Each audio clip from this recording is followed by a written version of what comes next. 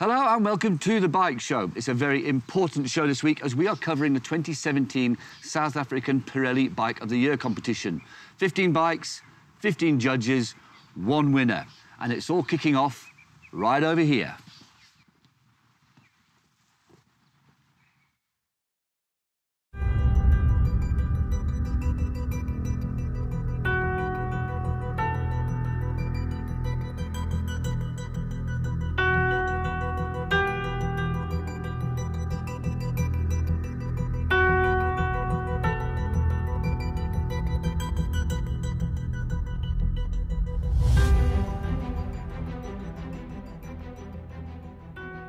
This is the 5th running of the Pirelli Bike of the Year competition, and from humble beginnings, it has grown into one of the major motorcycling events of the year, generating interest, provoking arguments, and occasionally the odd bit of controversy.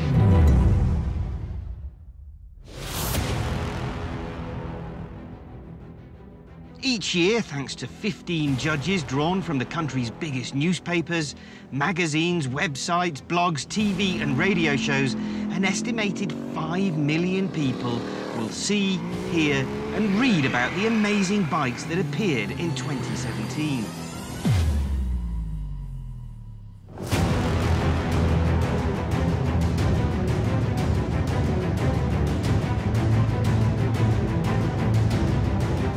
The event was held over 2 days, with a day on the road and a day at the Geritech vehicle testing facility.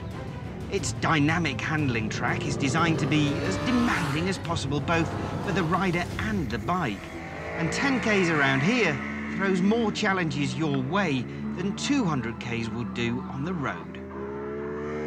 The 2 days of testing are more of a refresher for most, and a chance for the judges to compare notes and discuss, often quite passionately, about the pros and cons of each bike.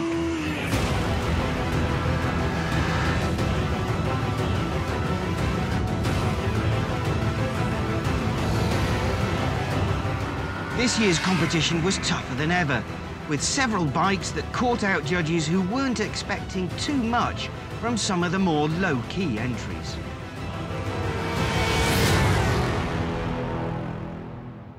Well, to be honest with you, probably the most cost-effective, cheapest bike here, the little 310 BMW. I found it faster than what I thought it would be. It's well put together for the value for money, really fun to ride. And then another bike that surprised me was the SV650 and also the Honda Fireblade. I really enjoyed that. I was initially, which I was hoping for, which I thought if now in the 1000 cc class that the Blade would be the new benchmark.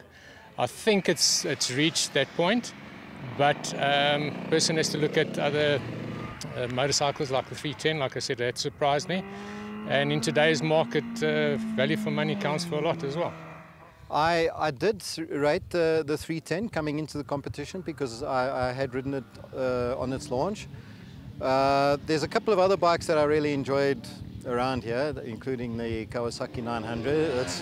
It's kind of like a giant motard. It's just a lot of fun to toss around.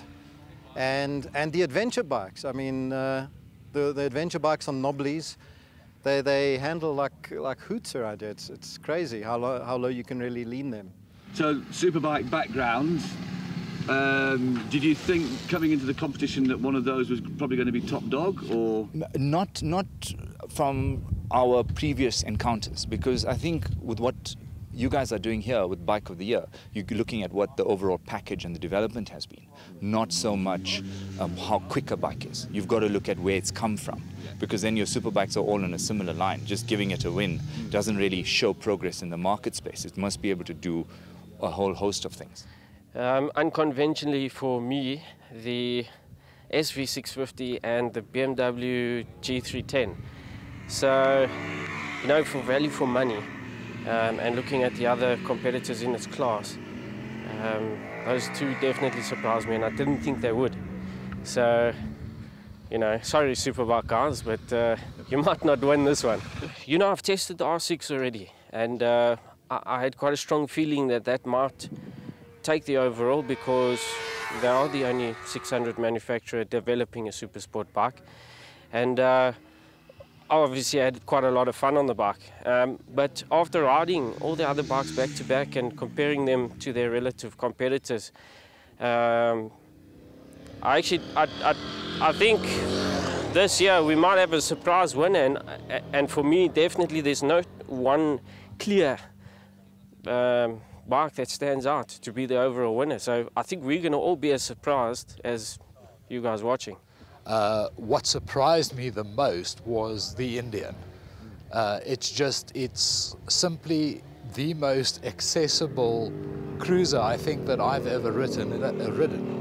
It handles extremely well around this track, surprisingly so for a cruiser.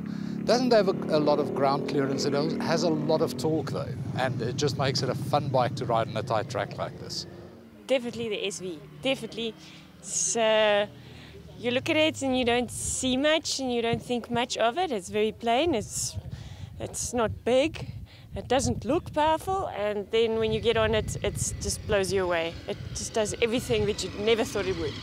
Yeah, I'm not a big adventure person myself. I don't really like using them, but I must say the Multistrada seemed to be the most stable to me and most comfortable and pretty.